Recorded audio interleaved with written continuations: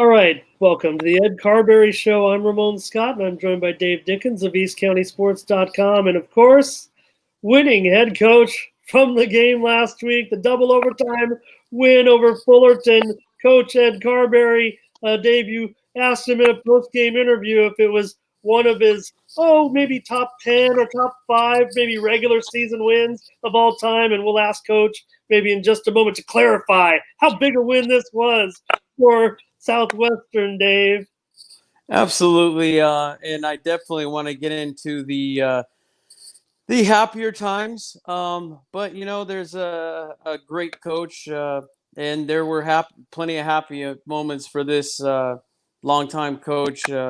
Unfortunately, he passed this morning. Former Mount Sac head coach Bill Fisk. He's passed away, 75 years old, just this morning. And he really to be with the team. I mean, Ed knows how this goes. To be with the team for nearly 4 decades, an 18-year career as a head coach. That's quite a career with the same team, especially. And he was the first coach that actually had 100 wins, from what I understand, and not a bad. I'll tell you what, not a bad resume at all. Went 126, 64, and 2 in his career. And to just add to that fine resume, he was also part of that national championship team, the USC Trojans, in 1962. And he was also, I'm sure Coach knew it too, that he was an All-American guard. And then he finally retired in 2004. But for that kind of career, a storied career for Mount Sac, and I was looking at some of those teams. They were phenomenal teams, Coach. I'm sure you faced him a couple of times, and I'm sure he had quite the schemes, even in your younger years when you were facing him yourself. Well, he was well deserved, well liked guy. I met him a few times there at the end of his career, and he had tremendous players, but the idea of keeping things simple never runs out.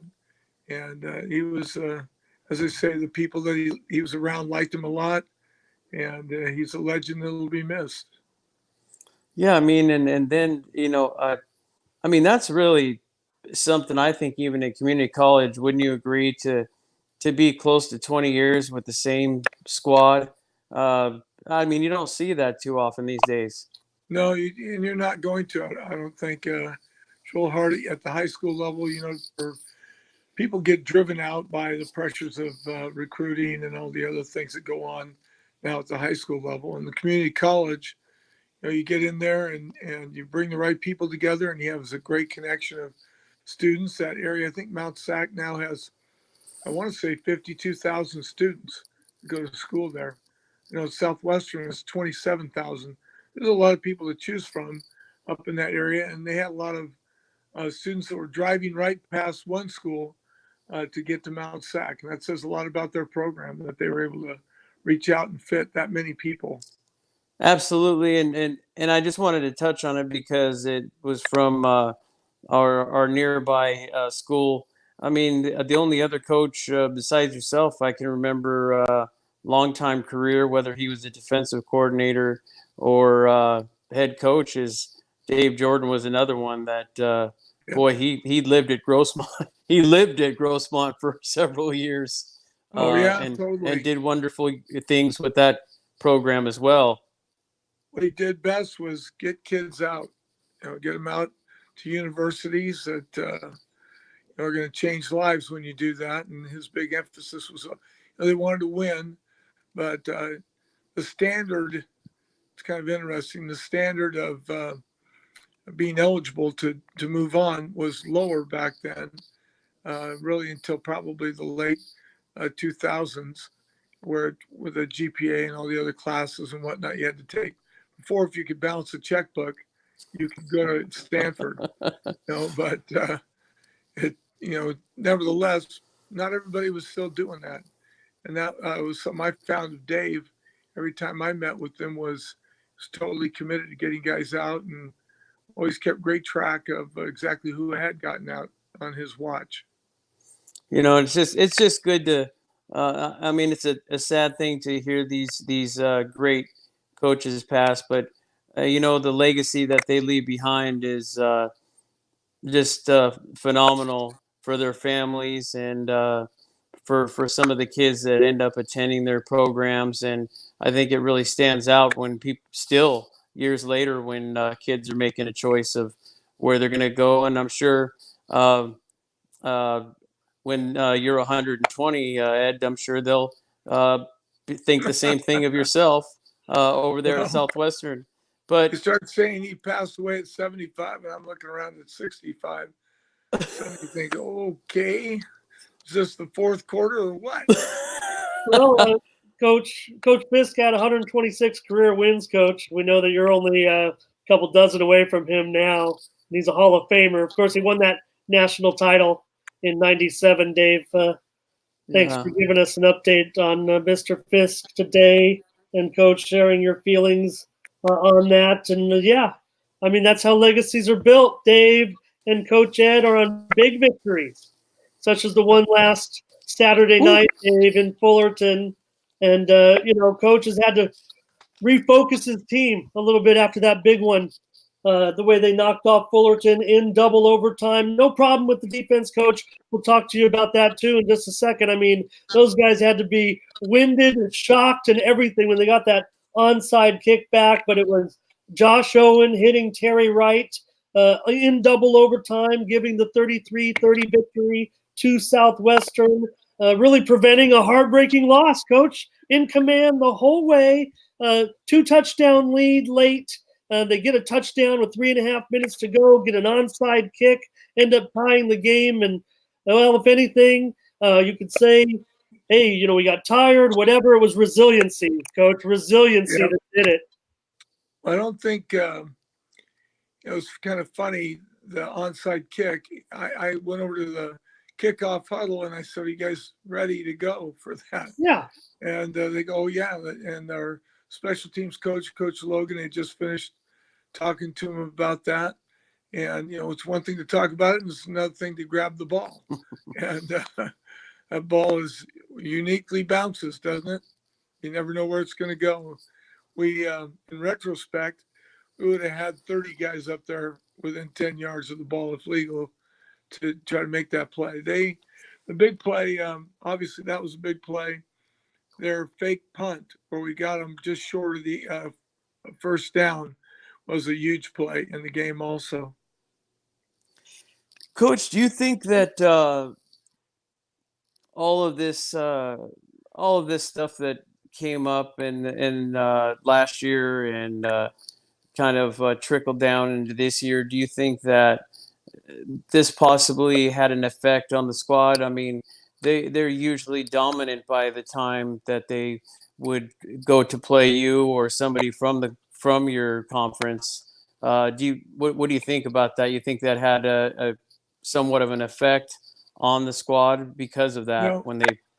It might have affected a couple of the coaches, but the kids, if it didn't happen on Snapchat, it didn't happen.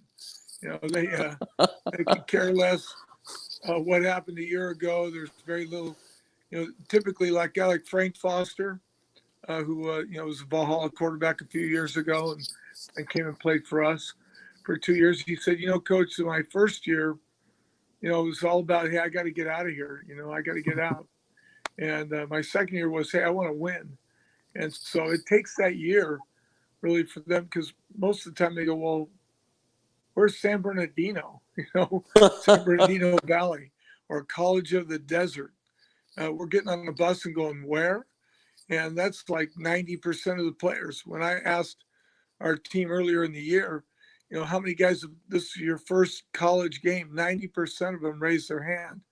So it has very little what's the right word? Very little carryover from year to year. We had to almost totally rebuild our offense and defense.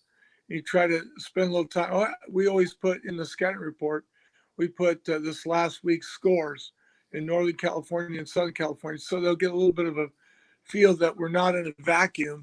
are actually, out there trying to make it work and get an idea about what the other schools are and what they're doing. But I don't think it had anything to do with, the problems at the school and whatnot. Yeah, fair And question. somebody asked me, do you think that was like a real Fullerton team? Like we got Fullerton 2.0 or something like that. And I said, you know what? I'm not sure, except I did look, and on their jersey, it said Fullerton across the front. So it must have been the real Fullerton team. I don't think they're giving those out at Walmart. So, No. Fair question, Dave. Fair question. Maybe not in terms of personnel. The personnel might still be there, but maybe circumstances surrounding kind of puts things just slightly in disarray when you have to run such a tight ship and keep everything going. But don't discredit the way Southwestern performed in the game and the level of talent, Dave, that coach you took up there. Mostly, I just want to talk first about Keelan Chapman and his game. And you have a Division I running back, and he carried 35 times for 172 yards with an offensive line that you're just so stoked on right now with the growth and really excitement that they had in that performance, leading him along. We could talk about the touchdown passes in a minute, but you're nowhere without that performance. you're absolutely right. He ran like a full-grown man. Trying to punish guys, wasn't trying to avoid contact, was getting up in there. And, as we were talking before the show, he got out there and it was him and Fullerton's middle linebacker one-on-one in the hole. And this guy was really good. We thought he was the best linebacker on their team and a real physical guy. And Keelan ran him over. I mean, ran him over, like helmet to helmet in the hole. He's on his back with his feet in the air, and Keelan's still going. And, Wow. He did that to him twice. And so it was a physical, punishing kind of a night. We were talking the last couple of days before the game. They were only averaging giving up 33 yards a game rushing to their opponents. And we rushed for over 200 yards. And we were actually sitting around thinking, well, this is not going to be we're not going to win this game running the ball because of how few yards they were giving up. I think it's going to be a lot more like how we beat Victor Valley. We're going to have some big plays, and Josh is going to make a couple plays. We have good receivers, we have great defense, and that was going to happen. And then we got in the game and started running the ball, and our O-line really we're gigantic up front. And so for the previous weeks, you're going, wow, why are we're kind of soft. We need to get off on the ball. We need to hit people. And that's kind of what happened in the game. We got in a formation that they had a hard time dealing with in terms of our formation versus their defense and how the two are structured. And we just kept running it. And we had 97 plays in the game. And I would venture to say we called that same play 60 times and just they'd look over at it and I'd signal in the same play again. I'm sure they're looking over, do you have another play? Says, no, just keep running it. They can't stop us. And we converted the first drive. We converted 2 4th and 1s where we just had to, get it up in there and make it happen.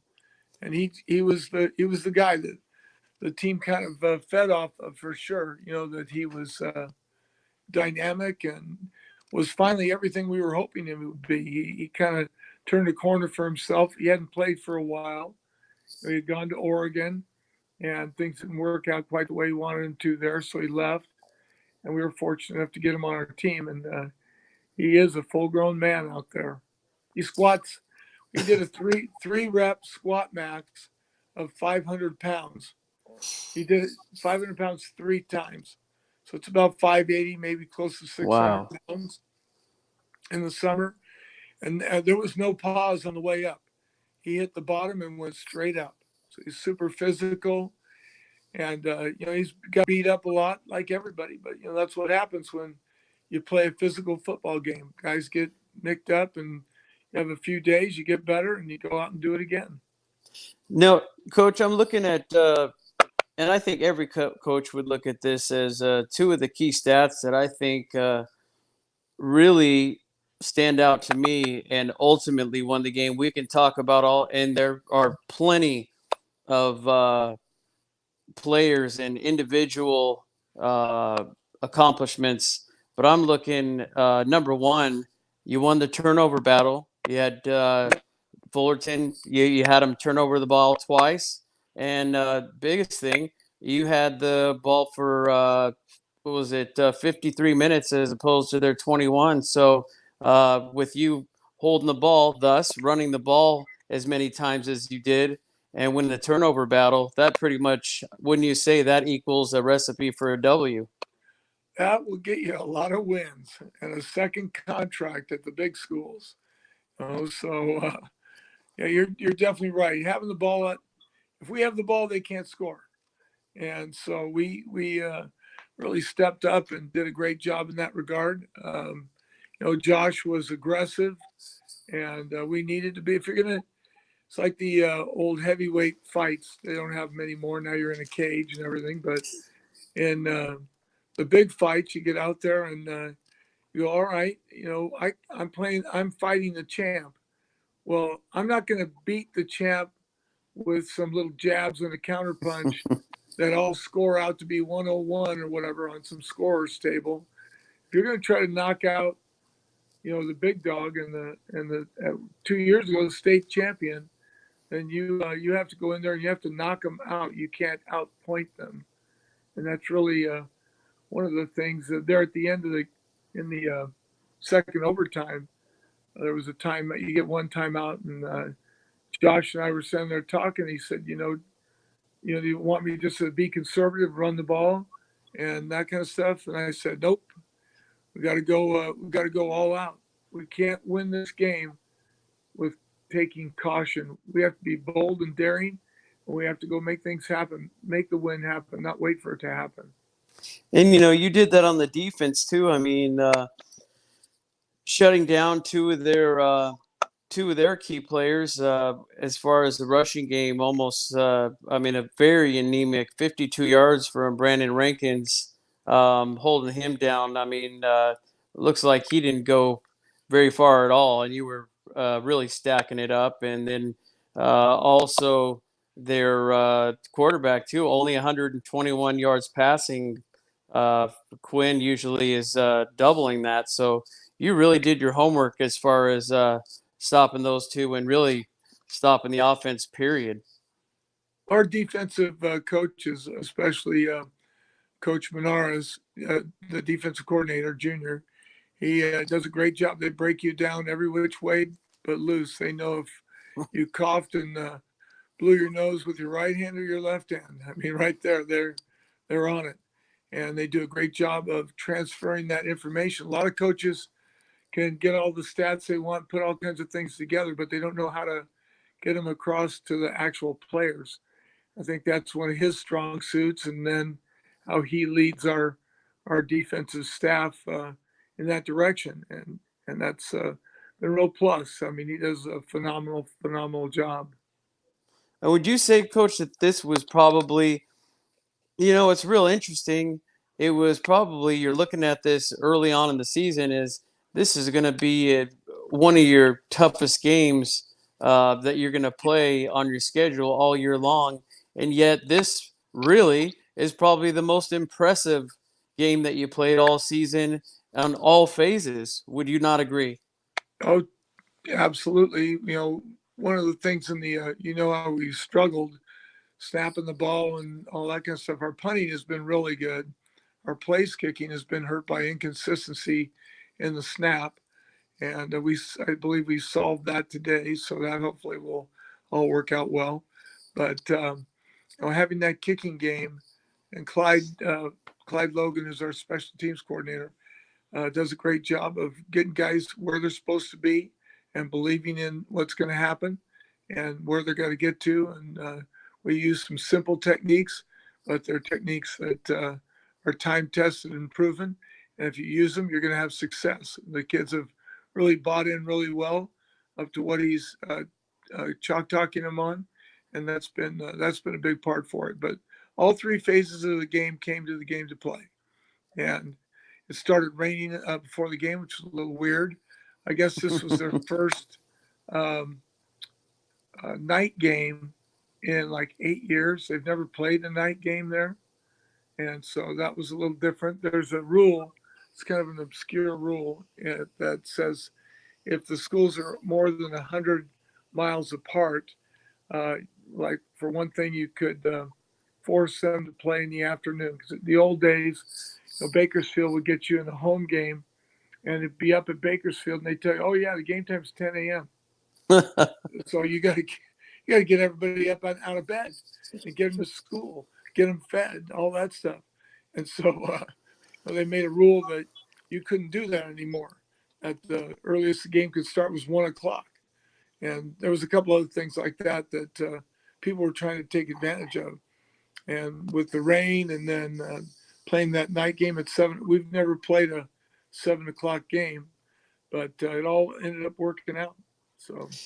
Ramon, you were talking to Coach before I chimed in. I was kind of interested to hear what you guys were discussing prior to my entrance to the show. If you wanted to continue where you left off. Well, I think you covered a lot of it.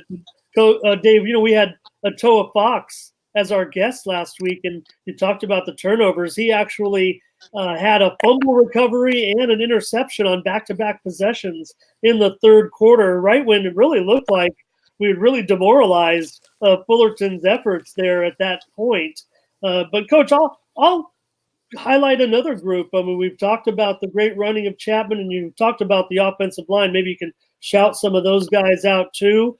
But you talked about taking chances, and even though Josh, Dave would call him a gunslinger, but man, he really was putting the ball exactly where he needed to be, exactly where the ball needed to be, and the receivers were making those catches in the end zone, just kind of like diving catches on the boundary each time as the defender. I mean, I want to say it was all 3 touchdowns on tight coverage. The defender was waving his arm, trying the deflection, whatever they can do, and our guys were making those catches right with the game-winning touchdown, Dave. Everyone goes mobbing the field, the highlight moment certainly. But you mentioned Linton. He had 5 catches, including that awesome touchdown. Coach, he was down for the count after that touchdown. I want to know also, if you can remember, what he was jostling. It looked like he might have had a facial injury the way he came off the field, and then he made another key reception on the next possession. He was still reaching for his face. So it looked like either an equipment problem or maybe an injury. And the other touchdown was Davion Johnson, and he had the same type of catch. I know I gave you a lot there, but I know you can cover it. These receivers had a great night with Josh. Well, they had a real connection with him. He stays after practice and throws the ball with those guys so they can get their timing down. Terry Wright he made up for it because he dropped the ball in the right end zone earlier in the game. He was looking over his left shoulder, and the ball tracked and went outside. He tried to baseball turn it and get his head back around, and went right through his arms. And just everybody went, "Oh my God!" And but he came back big. We were talking in the timeout about, like we mentioned before, and I mentioned 2 plays to Josh, and I said, get out there, and giving him a lot of authority in terms of making decisions out there. He doesn't always make a good one, but for the most part, he does some weird things with the football. We're trying to get him to stop doing, like holding it in one hand and that kind of thing. But he does a great job of putting the ball placement, like you said. I mean, those 3 touchdown passes, and Davion Johnson caught the exact same ball last week in the exact same part of the end zone, sliding and going down with the ball.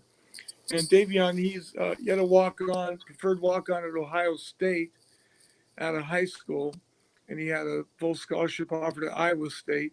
So he's a legitimate football player with great speed. He's probably his nickname is Speedy. So That lets you know right there where he's at. But he's definitely gets off the ball, and he just has the uncanny ability to make the catch. And Linton, coach, did he receive an injury on that first touchdown? He was hit hard to the ground, and he held onto the ball. Well, he did get hurt. He's in the concussion protocol right now. There was a targeting call against one of their guys, and he targeted Matthew and knocked him silly out of the game. But we have a bye next week, so he has a good chance to get everything back in place. We're getting another guy, Paul Thompson from Olympian from about 3 or 4 years ago. He just became eligible physically, mentally, and all that stuff to start. And Paul is about 6'4", 6'5", about 210, wide receiver. And he played at Humboldt for a while. In one game at Humboldt, he caught 17 passes in one game. So he's got some special skills, and definitely going to bring him back to the table here for us. You throw the ball up, he'll go get it. And so they're doing really well. Terry Wright, I mentioned already. He's had 2 really big games. Had a great catch and run, just a little hitch play where he went for 50 yards against Fullerton this past week. So he's a big target. For Josh, he's just real confident. And we call about 3 or 4 plays legitimately. I don't know if you think I'm kidding you or not. But yeah, no, I was wondering about that. How much you said you're sending in plays, but it sounds like he's got enough acumen that he just kind of looks at you and says, we're going to do the same thing. Yeah, okay. And so you could, right? Yeah, totally. He'll look at me, and one of the touchdowns, I just got done telling him, hey, we're killing him with the run, and let's not take any weird chances here during the game. He goes, okay, got it. He throws a fade for a touchdown to Davian Johnson on the next play. And I go, okay, well, nice throw. Next time Coach, you do it, keep making it. Yeah. Coach, and another thing that we really excelled at. I was looking at the numbers that we have been working on correcting for a couple of weeks now. Is we finally we've erased. Well, we haven't erased them, but we've cut the penalties down to quite a bit. Only 5 penalties, and compared to all the first couple of games, I mean, that's astounding. That might be the lowest number of penalties since we started in 2007. Normally, we're the Raiders. We're the hate. You said the we get all get. Hey, I shove you, you shove me. That one of our guys end up getting a penalty, and it's just hilarious as it goes through. But it totally seems like we're definitely the Raiders, the bad boys in this whole thing. But now I was looking at the scoring, and really I wouldn't say that you were panicked, because you were never panicking during this game, but it had to be and it's almost kind of funny at the name of the gentleman that actually ran the ball into the end zone, because they scored those 14 points in that fourth quarter to tie it up. And when Lucky Abinger, it happens to be Lucky, who was lucky to get into the end zone. Yeah, that's his name. Lucky Abinger, and he goes into the end zone and ties the sucker up. And I mean, I know you weren't worried at any point in time, but I'm sure that did you drop some kind of go back to the drawing board after that and drop some special plays due to the fact that we were now in overtime, maybe some stuff that we hadn't done before. Well, one of the drills we do during probably 2 or 3 times a week, we did it today, is 25 and in. So we put the ball in 25. Well, we start with the ball on the 50, and we punt what we call a precision punt, which is inside the 10. And then we move up to the left hash on the 25, and we kick a field goal. And it's an all-out live block.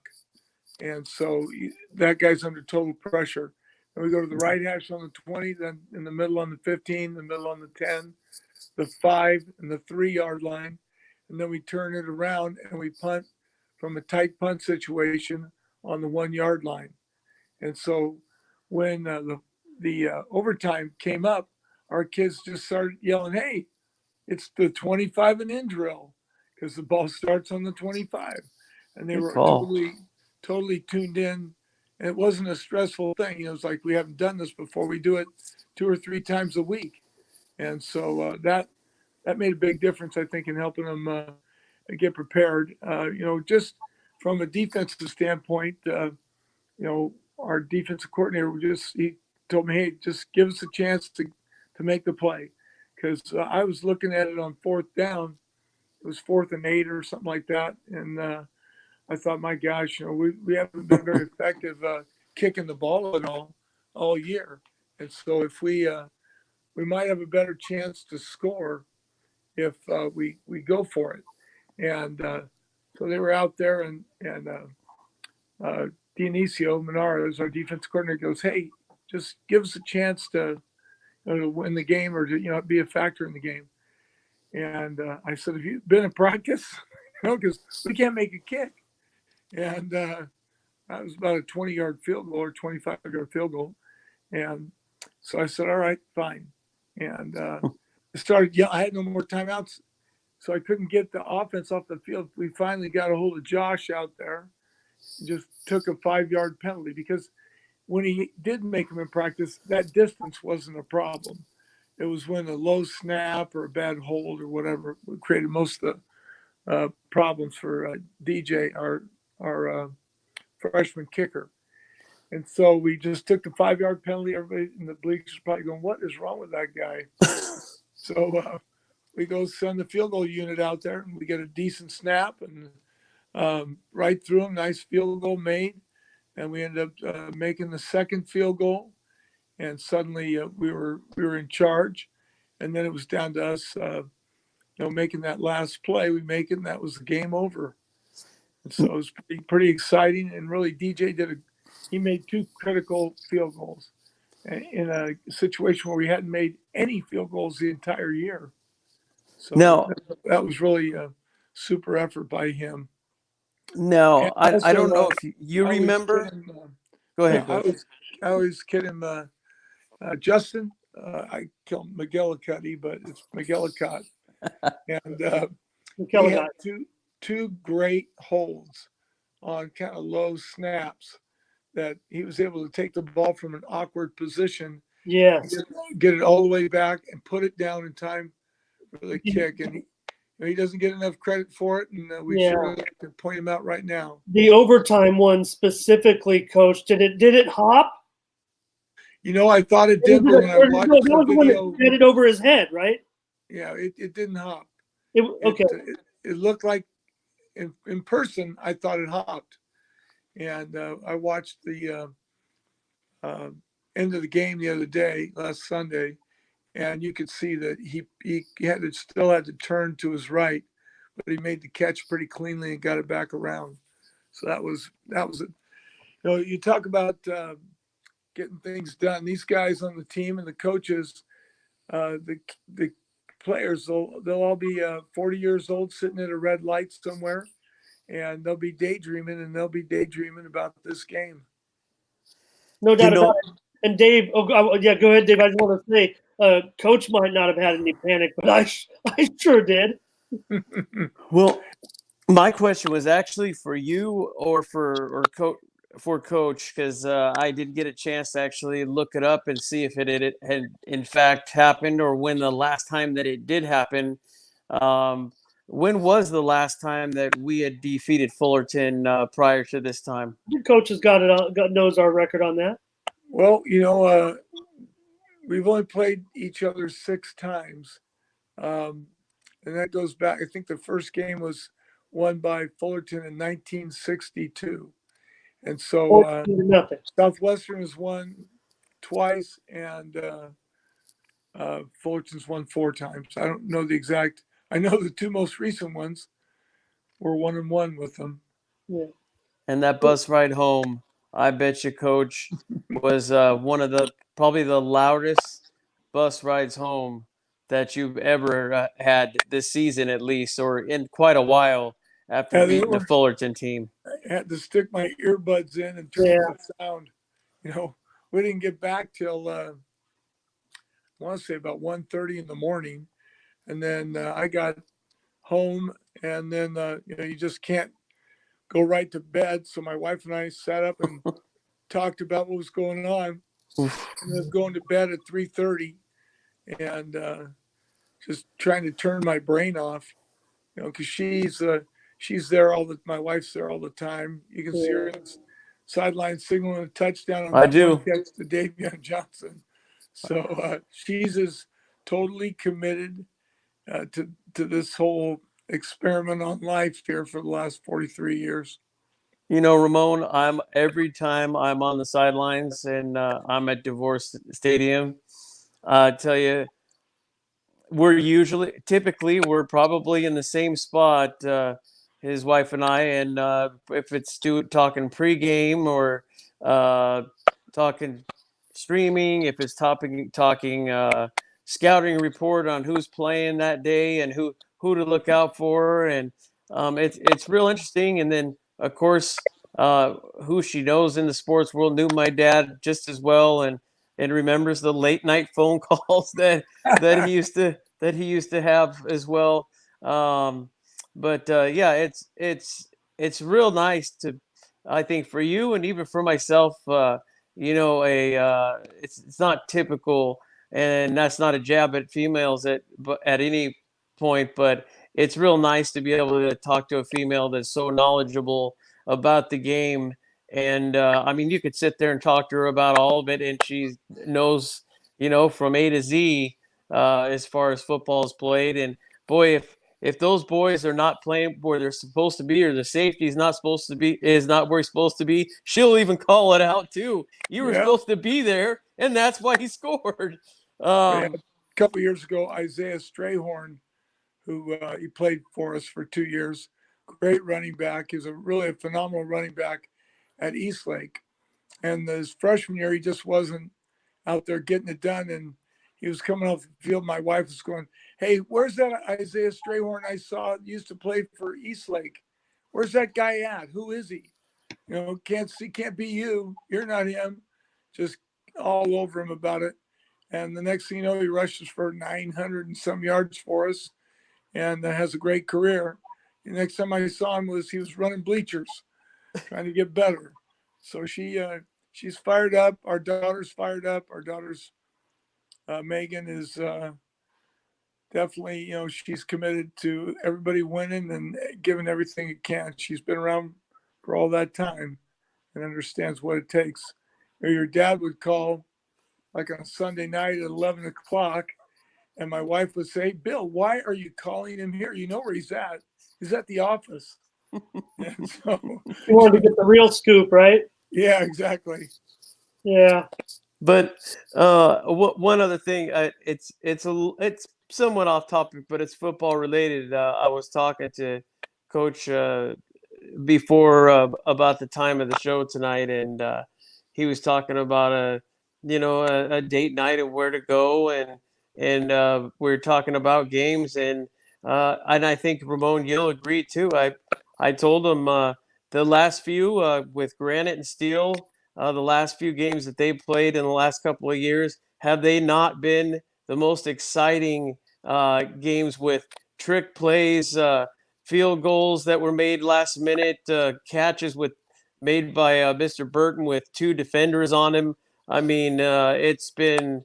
They say Hamishaw helmet because it's with Steel being so close to Valhalla. But I got to tell you, I think Granite and Steel, it definitely is going to be one of the more entertaining games this Friday. So if you guys do choose to go out, I would definitely put that on the top of your list before you go grab some grub. Absolutely.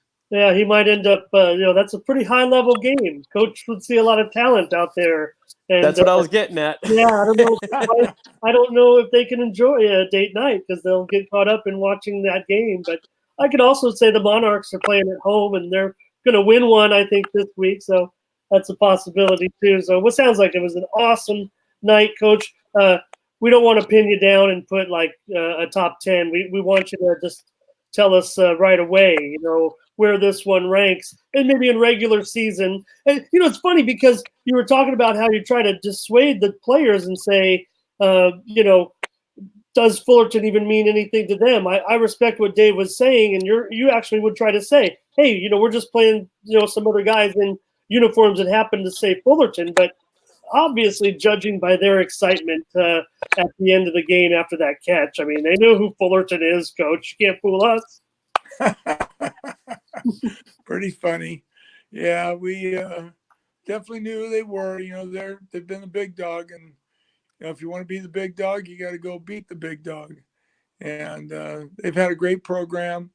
I think one of the things, even though they lost their head coach, all the other coaches stayed on staff. So there's been a smooth transition there.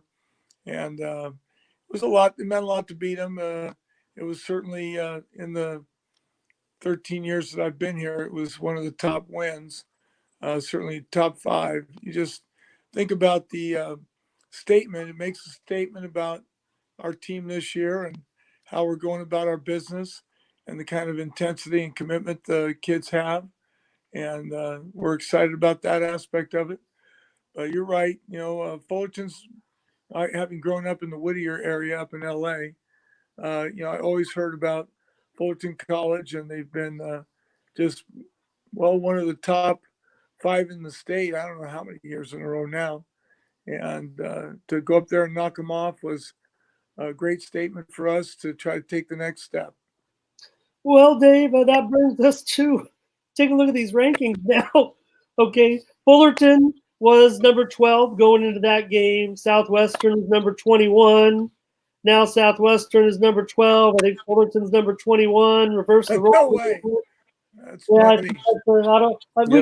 I'll ask you maybe how you voted, Coach, maybe in a minute after we talk about this week's game. But Sure. yeah, I thought that was interesting. That I guess they were 18th, so they were 18th now that I look at it. But you got the East LA Huskies coming to town, and they're off their rivalry game, I believe, last week, right? Yeah. So they lost that game last week, so they're going to come in hungry, and they've got you already having a feast last week. So what's the focus? How did you get these guys to stay focused this week off that win? Well, dealing with East Lake, too much mental stuff there. East LA has always been a talented team. We've played them, I want to say, maybe 6 or 7 times in the time I've been at Southwestern. And they always show up with somebody that can throw the ball and some big, tall receivers. They're aggressive on defense. They're probably, I would say, this might be the best defense that we've seen them have in all the years we've been playing with them. They're big up front on the D line, like the ends are 6'5", 280. The middle linebackers about 235. You got guys that can run, and they have a strong kicking game. Their kicker is really solid on both. He kicks off down to the goal line. I think he's averaging, I want to say 37 yards a punt right now, but they're all pretty high, so it makes it difficult to go down there and cover. They lost a close one. They've played 4 games like all of us, and they got beat by Mount Sac, and they got beat by Cerritos, and they lost to Compton, and they beat Compton, and they beat Orange Coast College, and so it's hard to tell where they're at. Compton and Orange Coast are kind of struggling right now, but relative to playing 2 teams that are typically competitive with anybody, Mount Sac and Cerritos, they definitely are on par with them. And so it's going to take a super effort. We talked a lot about that today in our team meeting, the fact that, these guys are going to make a long trip. They're not going to want to come down here for no good reason. They're going to get dressed and come out and play. And we've got to be ready to take on that challenge for sure. Yeah, Dave, East LA's rivalry with Mount Sac goes back, 60 some years, I think. So that was a tough loss for them. But I think, Coach, their results maybe so far this season have gone kind of as expected. So maybe you're seeing it that way as well. Dave, they have a quarterback, Wesley Blazek. He threw for 174 yards, but was just 12 of 35 in the game last week. So, I think we're expected to do the job here. We don't have to have coach react on that. That's between you and me to talk about right now. Absolutely, sir. And I was I don't know if we wanted to keep Coach on for this or not, and have him get his thoughts on the couple of our teams, Grossmont and Mesa, and who they have to face this week. Yeah, I can get some of those. I just want to see if you had anything else on the Huskies this week. I think you touched on it real well, Coach. I don't know if you necessarily addressed the personnel. I just have one more question, though, about our team maybe heading into that game. I saw at the end of the game, Andrew Chassé was slow walking off. Was that an injury of concern, or was it where they just, hey, you didn't have any problem with the defense, even though we kind of got tired there at the end? I mean, they did a great job. Chassé, is he good to go? He practiced all week. He'll be good to go. He's a huge, him and Andrew Chassé, not just Andrew Chassé, but what's his name? Anthony, our number 69, Anthony Mermea, who's a monster. He's like 6'4", about 340. He really plugs it up in there. And then we've got a guy who's been awesome on defense, is Brian Williams. Next time you see our game, well, you'll see us. He'll be at the game, I'm sure. But Brian is number 99, and boy, that guy can play football. He is he's in our short yardage offense, plays defensive tackle. He can move out and play defensive end. He is as tough as a $2 steak, and he does a great job. I saw him play against Palomar, and I was right there behind the end zone next to Hugh Cox, the Palomar photographer. Boy, I tell you what, there was an echo. He hit that guy so hard. I mean, I still hear it here in Ocean Beach. Yeah, that was a shot heard around the world. Exactly. Boy, I was definitely a hit. I hadn't seen such a powerful man almost pick the guy up off the ground. He stopped. I mean, he came unblocked, and boy, he definitely made a goal line stand, and that's an understatement. Well, you asked me about the other guys. Palomar and Grossmont play this week? Yeah, this week. Escondido, yes, at Palomar this week, Coach. It's going to be tough for Grossmont. Certainly, things aren't going necessarily the Griffins' way right now, but not without great effort last week. They did a pretty good job, but they ended up with 8 turnovers against Mesa and ended up being 49-14, and they were behind 8 early. Did you say 8 turnovers? Yeah, they lost 6 fumbles. Oh my gosh, that's definitely hard to win when that happens. I can tell you, I was at the game, Coach. What it really comes down to is youth, and more youth. And it's not even for lack of discipline sometimes when it comes to penalties and such. It's just the little things. Football 101, I think that are, like you said, a lot of these kids that haven't played college ball, and it's welcome to college. These guys are going to be faster, stronger. They're going to hit you harder. You need to tuck that ball. Sometimes missing assignments. I mean, Coach Jordan said that himself. But in reality, though, on the other side, I just think they're getting tired being out there. The defense has actually been playing pretty well, and they do the best that they can, but they're on the field so often.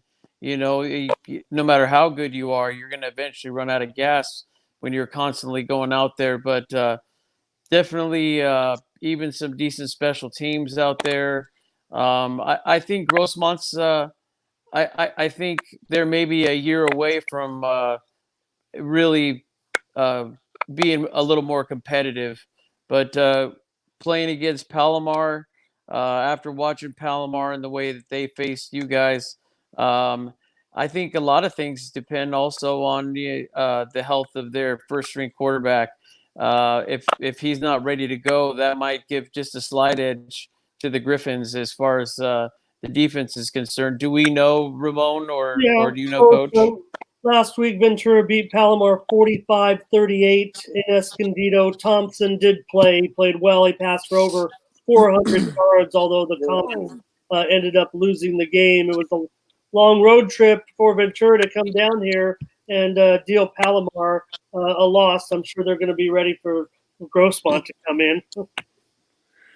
Well, it's going to be as by the time we face them, they'll be. There is no more rookies out there playing college football, so we always seem, no matter what, to get the best the Griffs have to offer, and so we've got a ways to go. We can't see. It's like Bill Belichick. We keep saying, on to ELAC. That's it. You want to talk about something else? Hey, on to ELAC. And then maybe we can maybe we could tie in the poll conversation with the other matchup in town. This is a good one. I'm sure you'll be very interested in the result, as we all will be. Riverside is coming to play Mesa. How did you vote this week? Riverside got 5 first-place votes. San Mateo 5, Saddleback 1. And, of course, Mesa has moved up to 8th, tied with Canyons. Really great honor right now for Mesa to be ranked where they're at. And they're getting a great test this week. That's a great game. I hope everybody comes down to Southwestern, but Riverside and Mesa is a great game, Coach. Well, it will be, and you know me, you know who voted who was the one vote for Saddleback, right? That's why I said it like that, right? We keep picking Saddleback there. They just score so many points, and if you can score, you have a chance. Riverside's had a couple of closer games. In terms of them and Mesa, it'll be interesting to see where they fit. Gary's doing a great job there. Mesa can win this game, right? Oh, absolutely.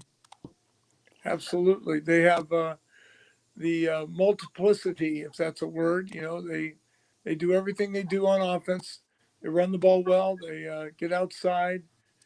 They can pass the ball at will. They've got some really good receivers, and the kicking game is strong. So we'll see how all that pans out. Yeah, right, Coach. Would it take an extraordinary effort for them to beat Riverside, or just a good, an above average performance, depending on what Riverside does? I know, but I'm just saying, to be ranked 8th right now, this is certainly got to be expected to be a game. I think that's where I voted for them also, as 8th. They've earned it. They've done a good job. I saw myself and a couple of our coaches and players went up and watched Riverside and Palomar scrimmage, and Riverside looked like they were just totally playing at a whole different level than everybody else. They got guys with a lot of speed. Their O-line, I think, is returns intact from a year ago, and they're big. They got good speed. They had a quarterback that can run with the ball. On defense, they keep the ball in front of them and make you execute. It's hard to do. All right. But at the same time, would you not say, Coach, that this is probably one of the more elite Mesa teams of the last decade? Would that be safe to say, as far as talent wise, all across the board? I would say totally correct. This is the best Mesa team we've faced, and you can tell they've worked hard to get to where they're at.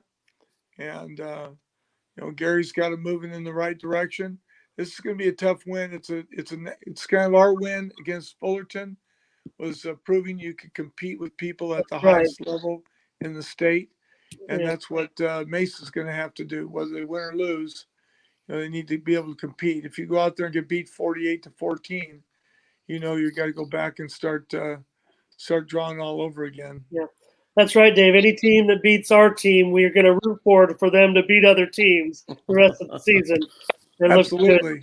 It looks good. All right. Well, Dave, we didn't mean to keep Coach an hour, but if we were ever going to keep him an hour, this would be the week to do it, huh? Absolutely. It did. So many good things happen.